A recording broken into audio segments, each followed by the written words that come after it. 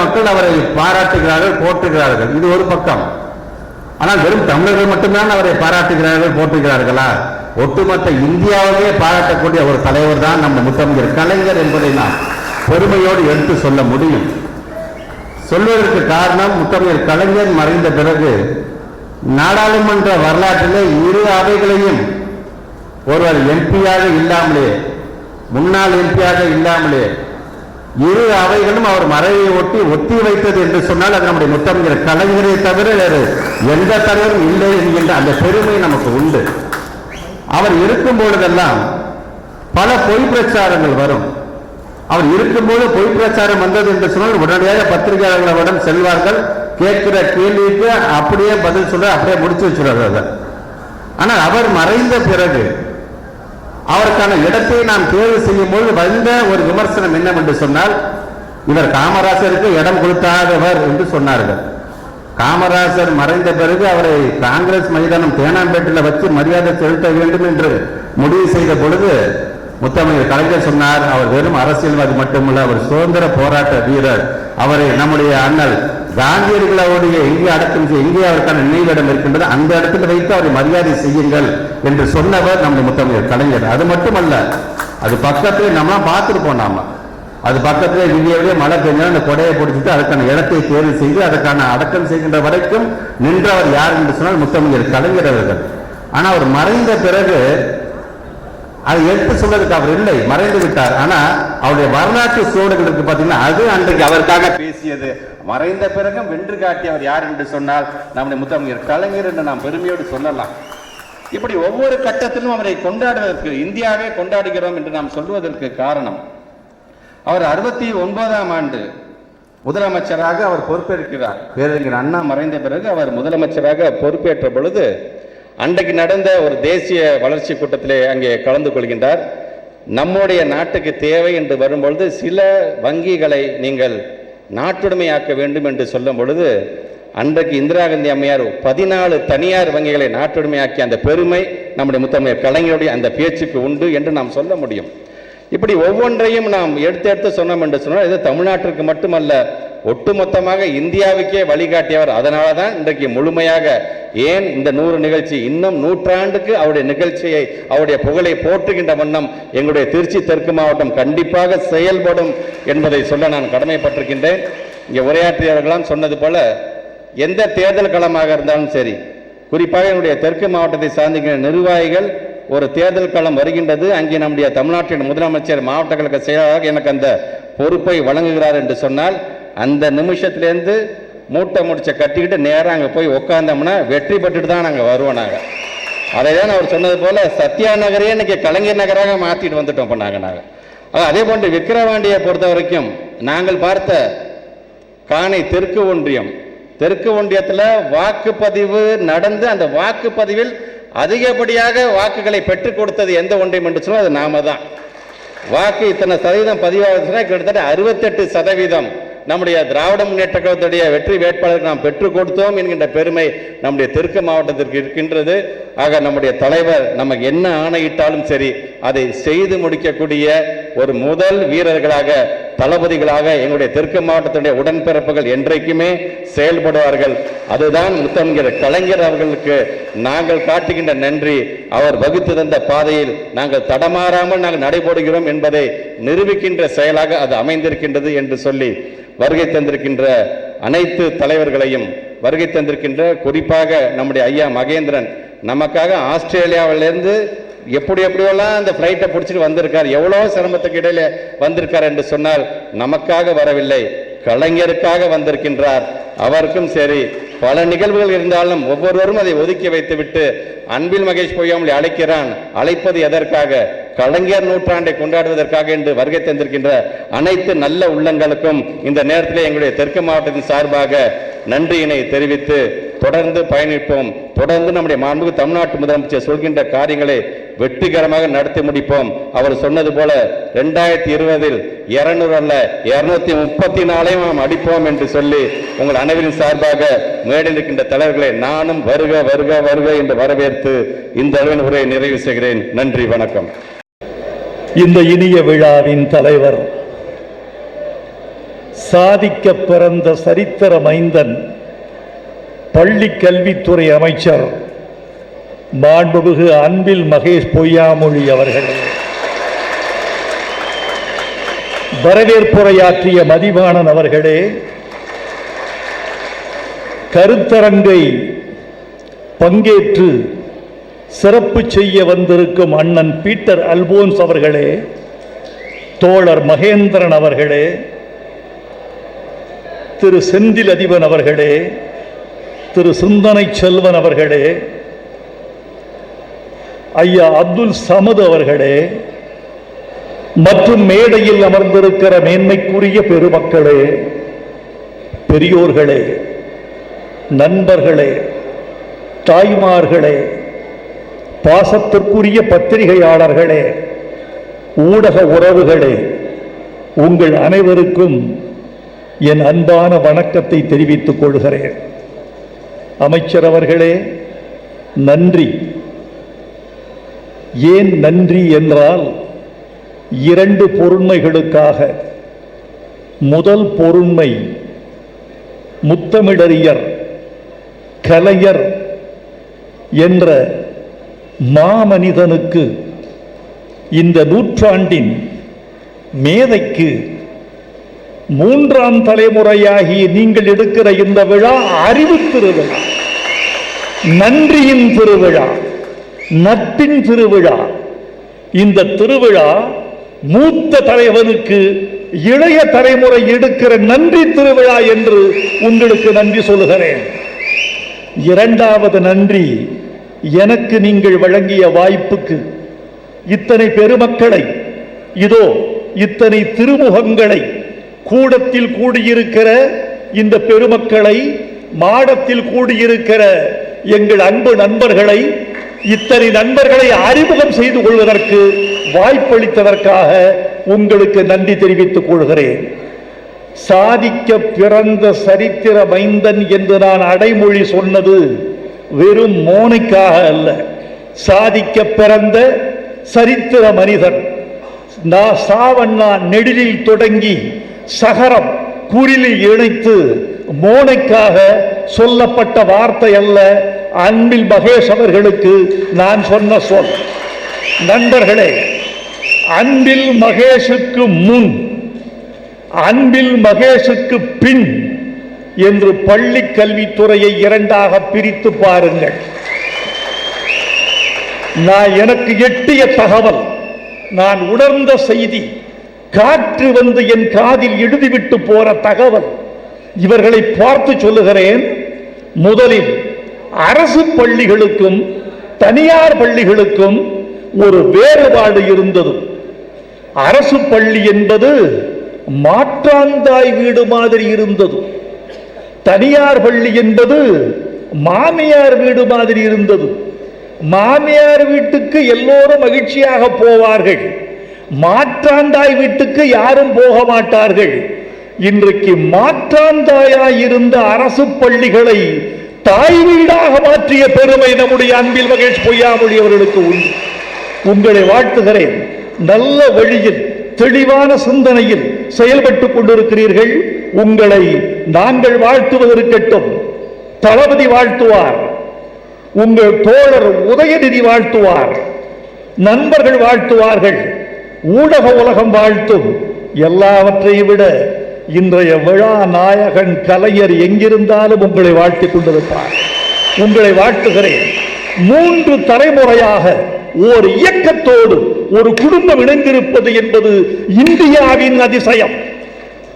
அன்பில் ஐயா அவர்கள் கலைஞருக்கு தோழர், பொய்யாமொழி அவர்கள் தளபதிக்கு தோழர், நம்முடைய அன்பில் மகேஷ் பொய்யாமொழி அவர்கள் அடுத்த தலைமுறையான உதயநிதிக்கு தோழர்.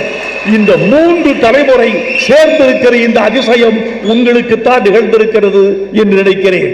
நண்பர்களே, கலைஞரின் புகழ்பாடும் விழா என்று அடிக்கோடிட்டு பேசிவிட்டு போனார் அமைச்சர்.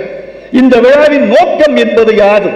இந்த விழா கூடுவது, கும்மி அடிப்பது, பொன்னாடை வருவது, பூமாலை சூடுவது, மாலை அணிவிப்பது, கரவொலி செய்வது, எங்கள் குயில்களைப் போல் நீங்கள் விசிலடிப்பது, இது மட்டும் இந்த விழாவின் நோக்கம் அல்ல.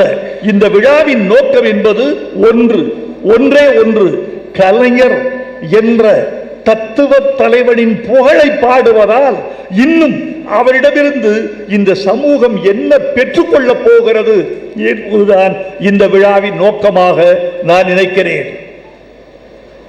ஏன் திராவிட மாடல் என்ற ஒரு இயக்கம் தொடங்கப்பட்டது? ஏன் திராவிட மாடல் என்று இதற்கு பெயர் சொன்னது? ஏன்? நமக்கு சில லட்சியங்கள் உண்டு. அந்த லட்சியங்களை எட்டுகிறோமோ எட்ட போகிறோமோ இன்னும் கொஞ்ச காலம் கழித்து எட்டுவோமோ தெரியாது.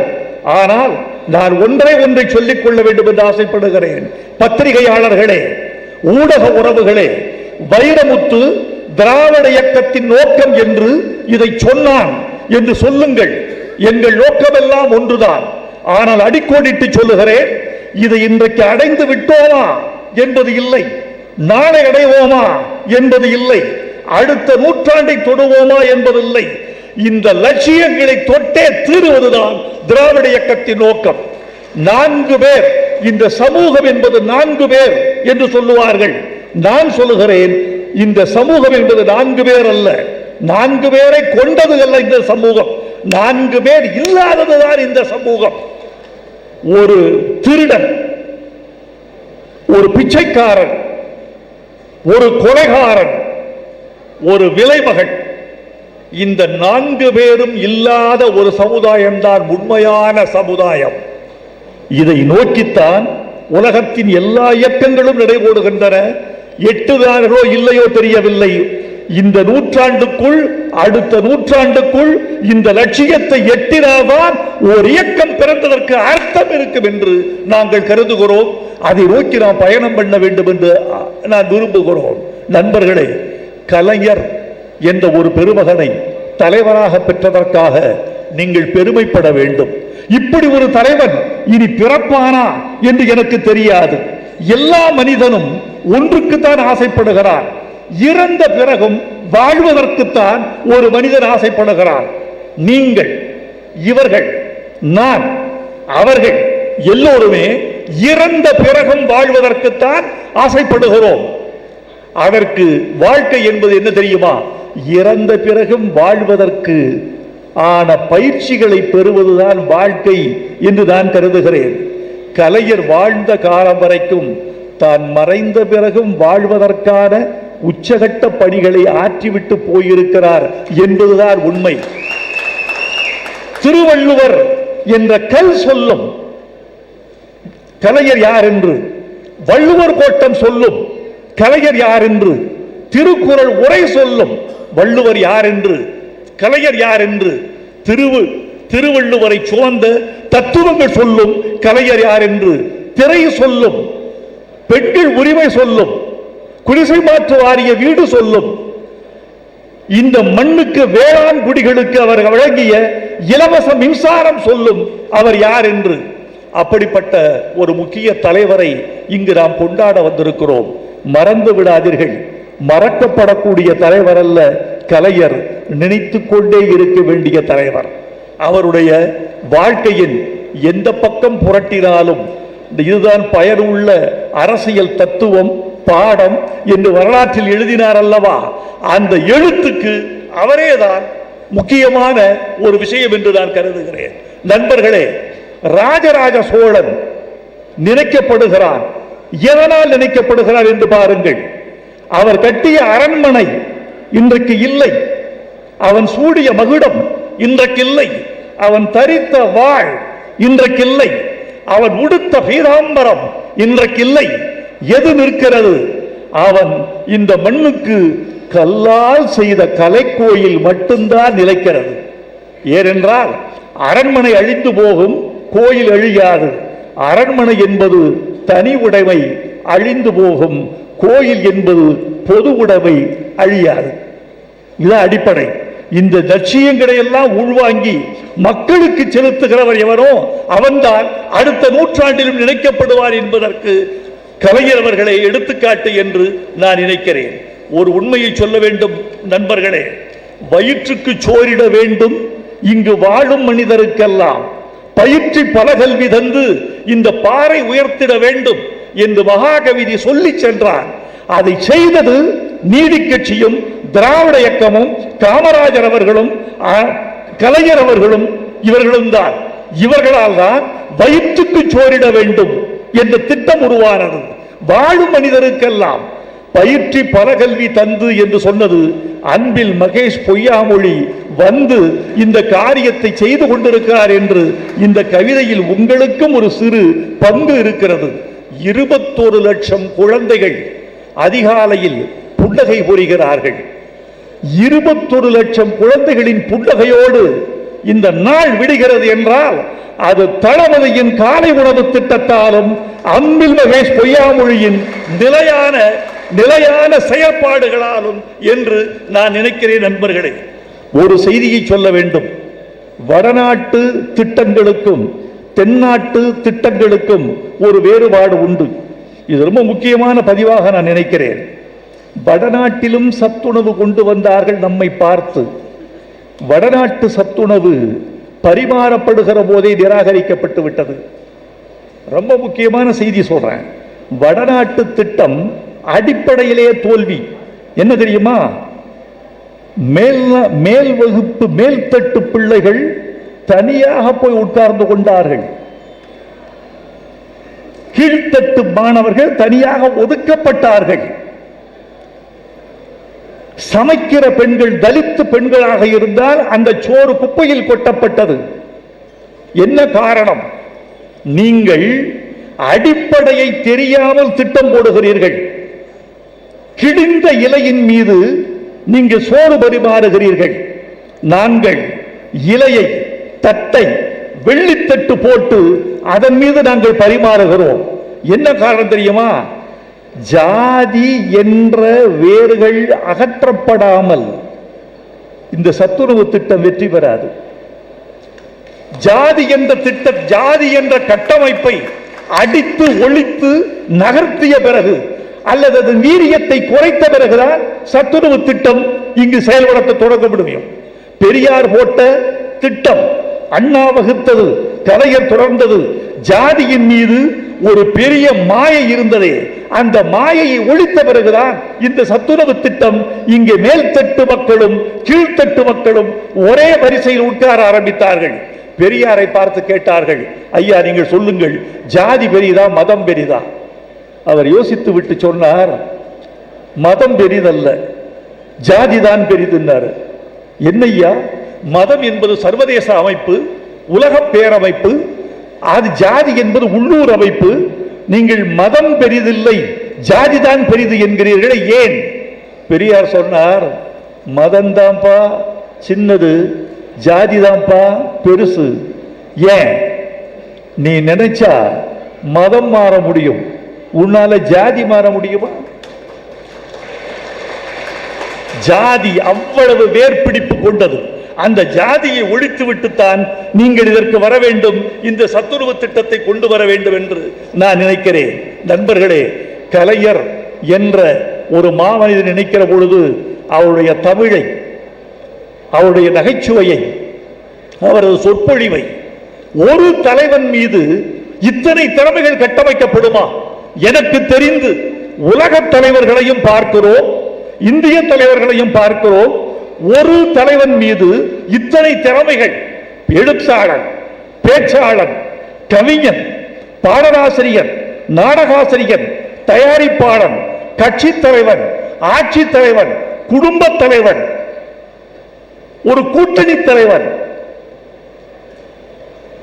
இந்தியாவின் தத்துவ தலைவன், இத்தனை பெருமைகள் ஒரே ஒரு தலைவன் மீது இருக்கும் என்றால் அது கலைஞர், முத்தமிழ் அறிஞர் என்ற நம்முடைய தலைவனுக்கு மட்டும்தான் இந்த வாய்ப்பு இருந்திருக்கும் என்று நிச்சயமாய் கருதலாம். அவரோடு நெருங்கி பழகியவன் நான். 35 ஆண்டுகள் என்னுடைய அதிகாலை தொலைபேசி கலைஞரின் குரலால் கரகரத்திருக்கிறது. அந்த அதிகாலை புல்வெளியும் பறவைகள் பாடும் பாடலும் எங்கள் உரையாடலை தொடங்கி வைத்திருக்கின்றன. 10 நிமிடம், 20 நிமிடம், 30 நிமிடங்கள் என்றெல்லாம் எங்கள் அதிகாலை உரை நீளும். இந்த 35 ஆண்டுகளில் அவருக்கு உடல்நலமில்லாத போதும் எனக்கு உடல்நலமில்லாத போதும் தவிர நாங்கள் பேசாமல் இருந்ததில்லை. நான் ரசித்ததெல்லாம் அவருடைய ஆற்றலை கூட அல்ல, அவருடைய அழகை கூட அல்ல, அவருடைய அரசியலை கூட அல்ல. நான் ரசித்தது அவரது நகைச்சுவையை. ஒரு அரசியல் தலைவனுக்கு இப்படி ஒரு மனம் இருக்காது. இரும்பினால் செய்யப்பட்ட பாதையில் ஓடிக்கொண்டிருக்கிற பொழுது மலர்களால் செய்யப்பட்ட இருதயத்தோடு அவன் பயணப்பட்டான் என்பது எனக்கு ஆச்சரியம். அவர் நகைச்சுவையை சொல்ல நீங்கள் ஆச்சரியப்படுவீர்கள் இப்படியா என்று. மன்னார்குடிக்கு மன்னை நாராயணசாமி கூட்டிட்டு போறார் கலைஞரை, கூட எல்லாரும் போறாங்க, மூத்த தலைவர்கள் எல்லாம். அன்பில் ஐயா கூட போனதாக கேள்வி. வீட்டை சுத்தி காட்டுறார், மண்ணை சுத்தி காட்டிட்டு அங்க ஒரு முற்றம் இருந்திருக்கு.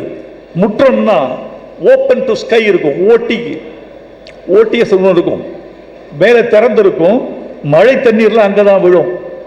அவர் சொன்னாரா மண்ணை, கலைஞரே இங்க வந்து பாருங்க, இந்த முற்றத்துல தான் நான் பிறந்தனா. முற்றம் என்பதற்கு வட்டார சொல் முத்தம்னு சொல்லுவாங்க. முற்றம் முற்றம் முழுசா சொல்ல மாட்டாங்க. இந்த முத்தத்துல தான் நான் பிறந்தனா. கலைஞர் சொல்லியிருக்காரு, நீ மட்டுமா மன்ன, உலகத்துல எல்லாருமே முத்தத்துல பிறந்தவன் தான்.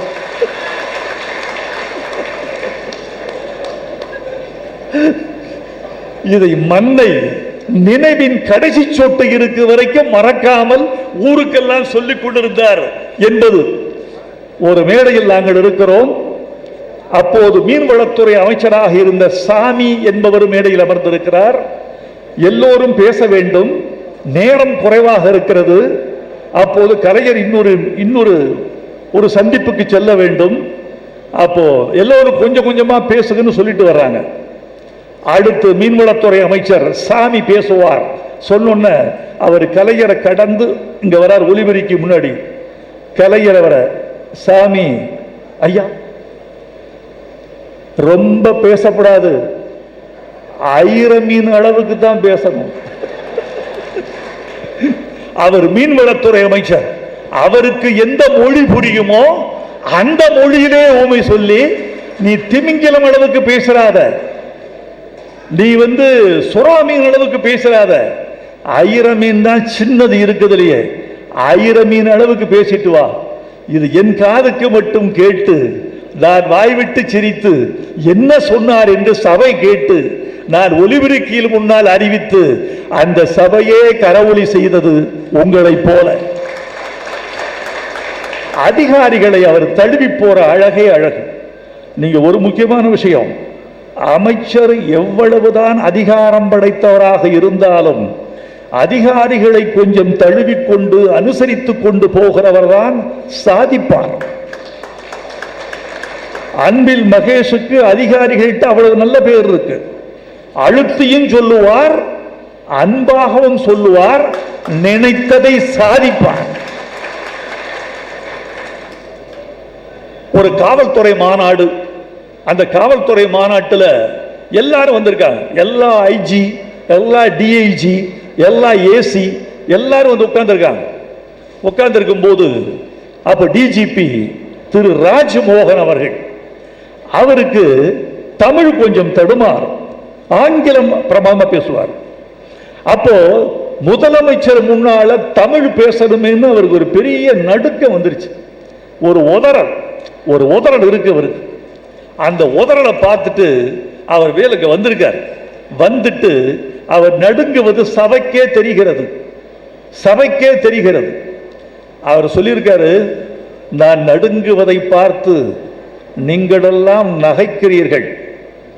நான் நடுங்குவது முதலமைச்சருக்காக அல்ல, ஏசி அதிகமாக இருக்கிறது, ஏசிக்காகத்தான் நான் நடுங்குகிறேன் இருக்கார் கலைஞர்.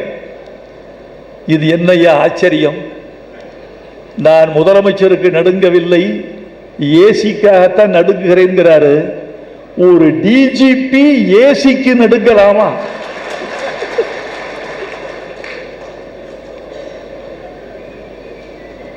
லட்சியவாதி, தன் சொல்லால் எழுத்தால் இந்த மண்ணை காப்பாற்றியவர், தன் லட்சியங்களை கொஞ்சம் கூட சமரசம் செய்து கொள்ளாதவர், சொரல் வல்லன், சோர்விலன், அஞ்சான், அவனை இகழ்வல்லல் யாருக்கும் அரிது என்பது திருக்குறள்.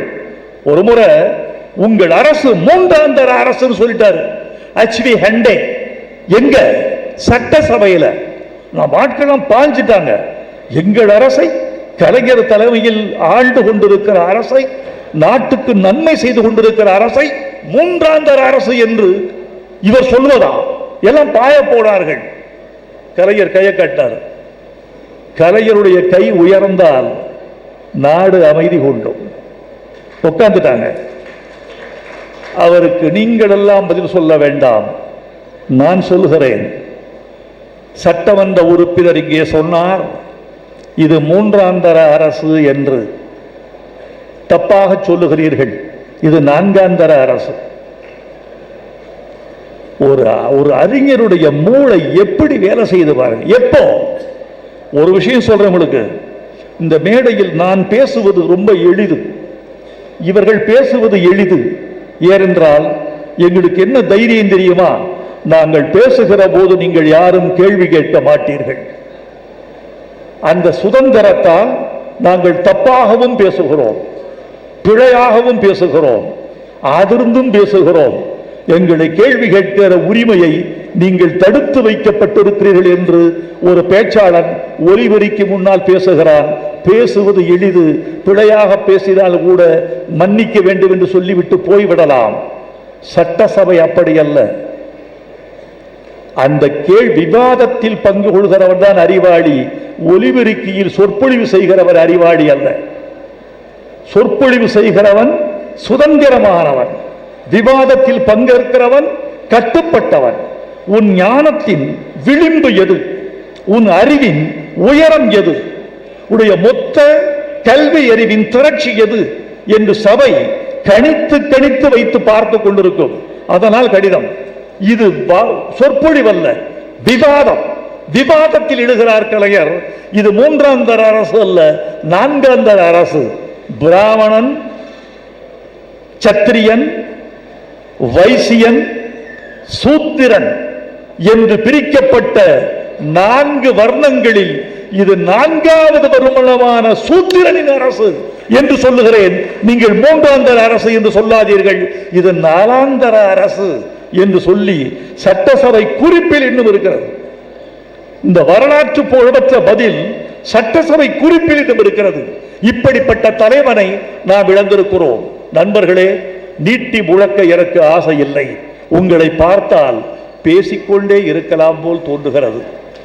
உங்கள் உடல் ஒரு வில்லில் இருந்து புறப்பட தயாராகிற அம்பு போல் நீட்டித்து விரைத்திருப்பதும், உங்கள் கண்களில் ஓர் ஆர்வம் கொப்பளிப்பதும், இந்த நாற்காலியை அசைக்காமல் நீங்கள் உட்கார்ந்திருக்கிற அழகும், மாடத்தில் யாரும் கலையாத இந்த ஆர்வமும் என்னை இன்னும் பேசச் சொல்கின்றன. ஆனால் என்னினும் மிக்கவர்கள், என்னினும் பண்பட்ட அறிவாளிகள் இந்த மேடையில் பேசுவதற்கு காத்திருக்கிறார்கள். அவர்களுக்கு நான் வழிவிட வேண்டும். நிறைவாக ஒரு செய்தி. கலைஞரை நீங்கள் பின்பற்ற வேண்டுமென்றால், கலைஞரை கொண்டாட வேண்டுமென்றால், கலைஞரின் நூல்களை தலைமுறை தாண்டி கடத்தி கொண்டே இருக்க வேண்டும். நீங்கள் விழாவுக்கு சென்றால், திருமணத்துக்கு சென்றால், யாருக்காவது பரிசு கொடுக்க வேண்டும் என்று ஆசைப்பட்டால் தென்பாண்டி சிங்கம் பரிசு கொடுங்கள், பொன்னர் சங்கர் பரிசு கொடுங்கள், திருக்குறள் உரை பரிசு கொடுங்கள், குறவோவியம் பரிசு கொடுங்கள், ரோமாபுரி பாண்டியன் பரிசு கொடுங்கள், பராசக்தி மனோகரா வசனத்தை பரிசு கொடுங்கள். உங்கள் பிள்ளைகளுக்கு தமிழ் உச்சரிப்பு வேண்டுமென்றால், தமிழ் வேண்டுமென்றால் பராசக்தி மனோகரா ஒளிநாடாக்களை உங்கள் கூடத்தில் ஒலிபரப்பிவிட்டு பிள்ளைகளோடு நீங்களும் உட்கார்ந்து கேளுங்கள். வசனம் முடிந்த போது கலைஞர் வாழ்க, சிவாஜி வாழ்க என்று சொல்லி உங்கள் கரமுறைகள் உயர்த்தட்டும். கடைசியில் ஒரு வார்த்தை, தயவு செய்து உங்கள் பிள்ளைகளுக்கு என்ன பெயர் வைக்கப் போகிறீர்கள் என்று சொல்லிவிட்டு போங்கள். நான் பார்க்கிறேன், என்ன உன் குழந்தைக்கு என்னம்மா பெயர்? ரூபஸ்ரீகா. உங்க பையனுக்கு என்னப்பா பெயர்? அஜய் தேவ்கான். ஜடாஸ்ரீ, புக்காவர்மன். பெயர் வைக்கிறீர்கள் வடமொழியில், பொருளாவது தெரியுமா? வடமொழி மந்திரங்களை எப்படி திருமணத்தில் பொருள் தெரியாமல் ஓதுகிறார்களோ அதை கூட மன்னித்து விடலாம். காலமெல்லாம் அழைக்க வேண்டிய ஒரு பெயரை பொருள் தெரியாமல் நீங்கள் பிள்ளைக்கு சூட்டுவது அழகா? தேன்மொழி என்று சொன்னால் அவள் மொழி தேன் போல இருக்க வேண்டும் என்று அவள் முயற்சி செய்வாள். வெற்றி செல்வன் என்று பெயர் வைத்தால் அவன் வெற்றி பெற துடிப்பான். கரிகாலன் என்று பெயர் வைத்தால் அவன் ஒரு அணை கட்ட துடிப்பான். ஒரு அன்பு மொழி என்று பெயர் வைத்தால் அவள் கடுச்சொல்லை தவிர்ப்பாள். காரண பெயர், தமிழ் பெயர் சூட்டினால் குணங்கள் கூடும். எதற்கு தமிழில் பெயர் வைக்க வேண்டும் என்று நினைக்கிறோம்? தமிழில் பெயர் வைத்தால் அந்த ஒரு பெயர் இந்த உலகத்தை ஆளும். ஓட்டர் ஐடியில தமிழ் பெயர், பாஸ்போர்ட்ல தமிழ் பெயர், கோர்ட்ல தமிழ் பெயர், உங்க ஆதார் கார்டுல தமிழ் பெயர். உங்கள் பெயர் ஒரு தமிழ் பெயர் வைத்தால் ஒரு 50-60 ஆண்டுகளுக்கு தமிழ்நாட்டின் காற்றில் இது சுற்றி கொண்டே இருக்கும். அதில் மொழி வாழும். இதெல்லாம் கலைஞர் இந்த மண்ணுக்கு விட்டு சென்ற அறம் என்று நினைக்கிறேன். அந்த அறத்தை பின்பற்றுங்கள். பிள்ளைகளுக்கு தமிழில் பெயர் சூட்டுங்கள். அன்பில் மகேஷ் அவர்களே, உங்களுக்கு மீண்டும் நன்றி சொல்கிறேன். இத்தனை இதயங்களை, இதயம் துடிக்கிற இதயங்களை, கலைஞர் மீது காதல் கொண்ட ஒரு சமூகத்தை எனக்கு அறிமுகப்படுத்தி என்னை வணக்கம் செய்ய வைத்திருக்கிறீர்கள். உங்களுக்கு நன்றி, வந்தவர்களுக்கு நன்றி. வாழ்க தமிழ், வெல்க கலைஞர். வருகிறேன். வணக்கம், நன்றி.